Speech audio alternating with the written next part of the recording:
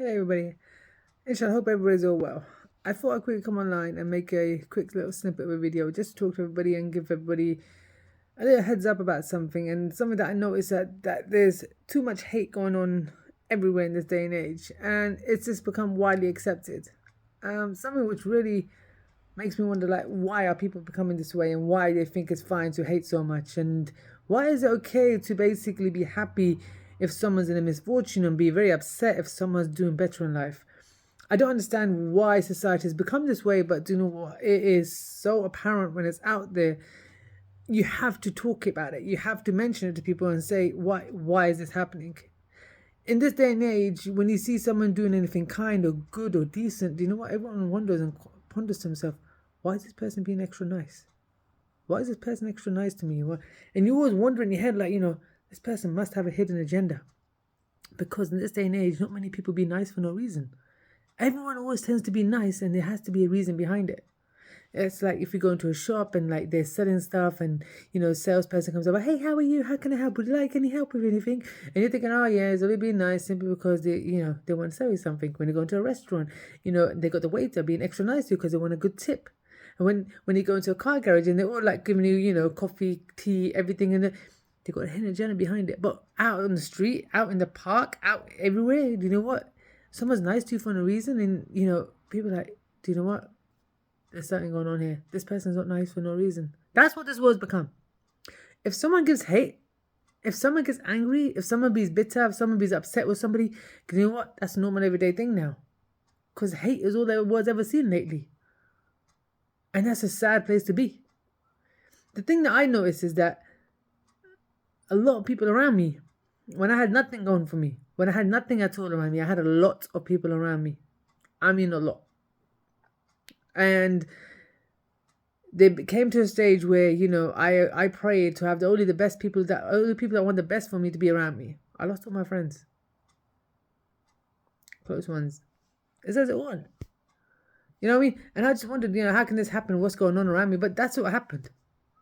In this day and age, what we have to understand is that we have to protect ourselves on a regular basis. People are not pleased for you as much as you think they should be, but they're not.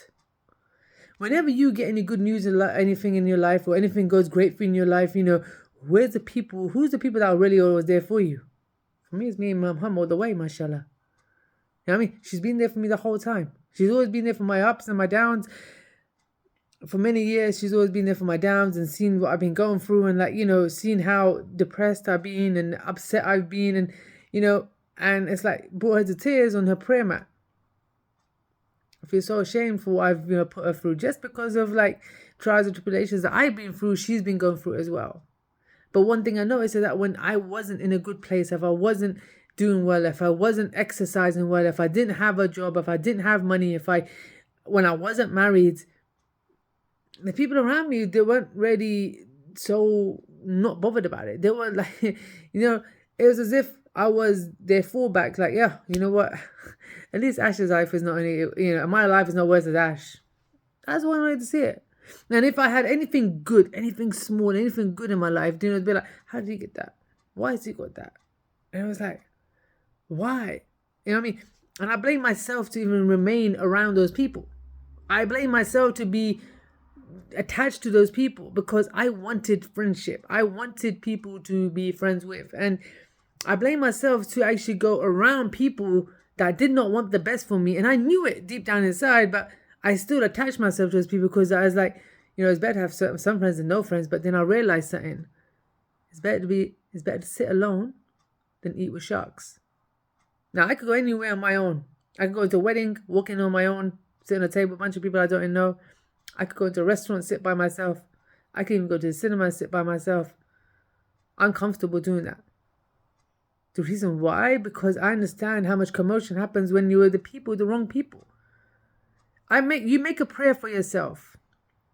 You make a prayer to yourself and you make sure that you understand this, what I'm about to say. If you can't change the people around you, change the people around you. That simply means like they want change. They don't want the best for you. You leave them. You go somewhere else. And if there is no one else, you're better off alone.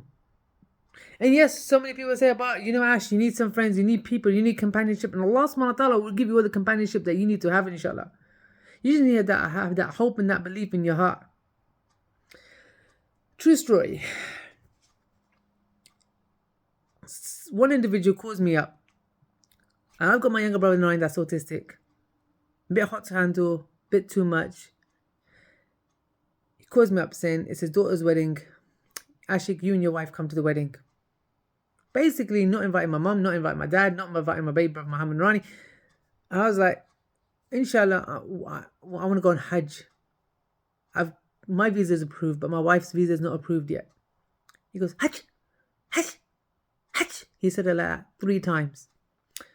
I go, yeah. I go, please pray that her visa happens. I knew her visa was going to happen, regardless. In my heart, I knew it was going to happen. In my heart, I knew that me and my wife were going to go to Hajj in 2019. Alhamdulillah, we did. Yeah? And he goes, if the visa doesn't happen, come to the wedding. Okay. I'd said it again. Please pray her visa happens so, we get to go on Hajj. If the visa doesn't happen, come to the wedding. I can't come to the wedding. More than likely, my mum and dad could come. They could come instead of me. But please pray my wife's visa happens so we get to go Hajj. He said it the third time. The visa doesn't happen, come to the wedding. I was like, wow, really? So your daughter's wedding is more important than me doing one of my, one of my pillars in Islam. It didn't make no sense to me why this person wants to be like that. But guess what? You know what I mean? In his eyes, the way that he said it, it was like, how did you get the money for Hajj? You know what I mean? It just shocked me to my core that this person would think like that. But yeah, that's the way it is. You can't do nothing about it. I've been, in certain circumstances, get very frustrated or very annoyed in when people are bad towards Nurani in any way, shape or form. When people are bad towards me, mate, do you know what? I could take it on the chin. I could laugh it off. Just like that crazy Karen situation happened at the train station. I was just like, okay, anything else? Is that what you got to say? Even the crazy guy that came up to me in the park that was upset, this old Pakistani guy, he's upset that I had more views than him on TikTok. He kicked off at me. He swore at me. He called me a woman's private parts. This is an old Pakistani man with a white beard, right? He threatened to beat me up. He threatened to get his kids to beat me up. I was standing there like, okay. You know what I mean? But when someone does something towards Nurani, when someone says something towards Nurani, I can't help it but defend him because it's my brother. That's my blood. That's my khun. That's my boy. You guys have to understand the fact that since the age of 8, I've been around him. Alhamdulillah, he is now 34 years of age. MashaAllah, for 34 years I've been around Nurani. He's 44 in September, MashaAllah, inshallah. And I have seen him grow from a boy to the man that he is right now. At the end of the day, the only reason I came on TikTok to show Nurani, alhamdulillah, it changed him entirely into a different person. It changed him to a much better person, more interactive person, more of a fun person. And everybody got to see who and what he is. And the great thing was that a lot of people got to appreciate what autism is. And a lot of people got to appreciate who Nurani is. For somebody that hasn't got all his senses all together, mashallah, he knows how to pray. He knows how to pray Fajr, Zuhr, Asr, Maghrib, and Isha. He knows how to read Isra, Witr. He knows how to read Surah Fatiha. He knows how to read Durood Sharif. He knows a dua that my mum used to read on him every night. For 22 times before and after, she used to read Durood Ibrahimi 11 times. And 22 times she used to read that dua, and he has now memorized it, mashallah. See, the beauty about Nurani is that, I get to be his brother. And that could be that's my gateway to Jannah.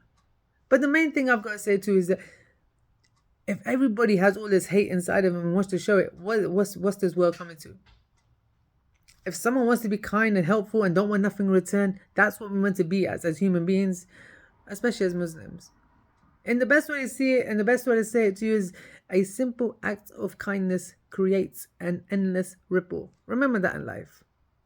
If you guys can pass that on to somebody else and be that way towards somebody else, inshallah, it will carry on. Be kind and good to others, inshallah, it's a lot more better than pass on hate to everybody else. And not wondering why this person is now successful, there's no need for that. And if you can't change the people around you, change the people around you. Take care, guys. Inshallah. I'll see you soon. Assalamu alaikum wa rahmatullahi wa barakatuh.